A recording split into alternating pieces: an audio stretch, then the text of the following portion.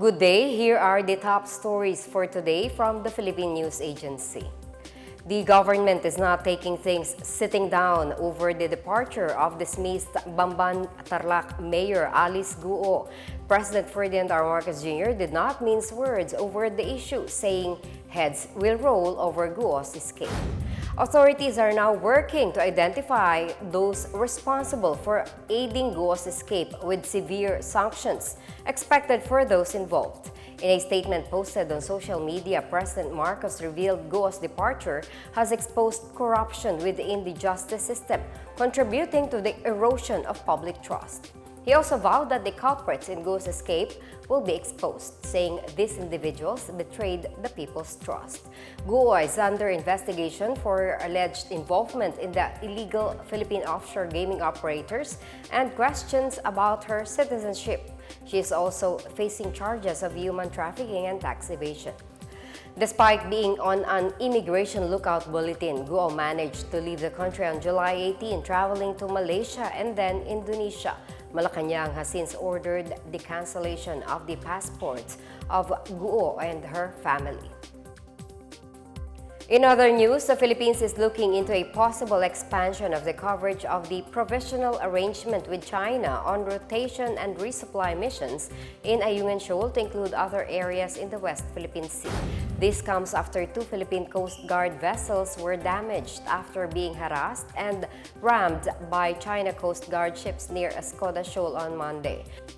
Newly appointed National Maritime Council spokesperson Alexander Lopez said the existing arrangement has been useful in ensuring timely resupply to troops stationed at the BRP Sierra Madre in Ayungin Shoal. In a palace press briefing, Lopez hinted the possibility of extending the scope of this arrangement to other areas within the Philippines' maritime domain, pending a thorough review by the Department of Foreign Affairs. The provisional arrangement, which was agreed by the Philippines and China last month, aims to de-escalate the situation in the South China Sea and manage differences through dialogue and consultation.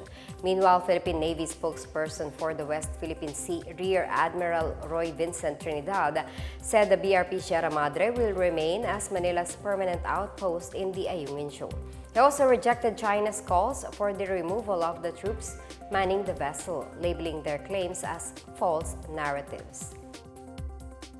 In our health news, the World Health Organization said the Mpox outbreak is not comparable to COVID-19, as much is already known about the virus and how it can be effectively controlled. According to WHO European Director Hans Klug, while more research is needed on the clade 1b strain, the spread of Mpox can be contained. He says measures are in place in the European region to eliminate its transmission. Klug says the WHO declared an emergency over the international outbreak of the less severe clade 2b strain of Mpox in July 2022, which primarily affected men who have sex with men. The alarm was lifted in May 2023. Klug credited the control of Mpox in Europe to the direct engagement with the most affected communities, along with robust surveillance, case contacts investigation, behavior change, and vaccination efforts.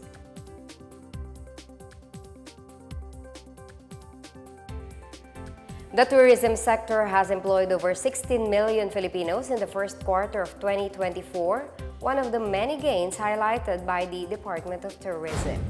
During the DOT's budget hearing before the House Committee on Appropriations, Tourism Secretary Cristina Frasco said the agency trained over 219,000 personnel to give tourists the Filipino brand of service excellence.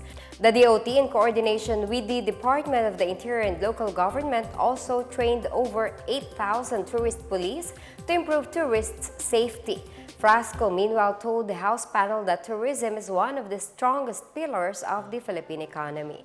She said tourism not only provides employment but also drives exponential growth and generates revenue for small and medium enterprises. Frasco reported that domestic and international visitor receipts earned for the country over 3.36 trillion pesos. She said tourism contributes 8.6% to the country's gross domestic product. Frasco also cited the World Travel and Tourism Council's report indicating that the Philippines' domestic tourism is valued at over 52 billion pesos, making it the biggest domestic tourism market in Southeast Asia. In other news, President Ferdinand R. Marcos Jr. greeted his wife, First Lady Liza Marcos, on her 65th birthday today, August 21. In a Facebook post, Marcos thanked the First Lady for everything she has done for him and their children. He also said she deserves to be celebrated by those who hold her dearest. The First Lady was born in 1959 in Manila to Filipino basketball Olympian Manuel Araneta Jr. and Milagros Cacho. She started her career as a lawyer in New York before becoming a law professor in various schools across the country. She first met Marcos in New York in 1988 and they got married at the San Francisco Convent in Fiesole, Italy on April 17, 1993. The first couple has 3 sons: Ilocos Norte 1st District Representative Ferdinand Alexander Joseph Simon and William Vincent. The First Lady advocates education, culture, arts and crafts, and tourism. She initiated the renovation of Malacañang Palace and its old buildings to transform them into tourism assets. Some of her projects include free healthcare services through the Lab for All program, the rehabilitation of the Pasig River, Likha for the promotion of local arts and crafts, the Maharlika Hangar, and the Presidential Library. And that's the latest and the biggest stories on the PNA headlines. For more news updates, visit our website pna.gov.ph or our Facebook and X account, Philippine News Agency. The PNA Headlines is also streamed via the Servicio Facebook page. You may also watch the PNA Headlines through the Philippine News Agency's YouTube account and via the News and Information Bureau website under PNA News. I'm Marita Muahed. This is the PNA Headlines, bringing stories that unite the nation.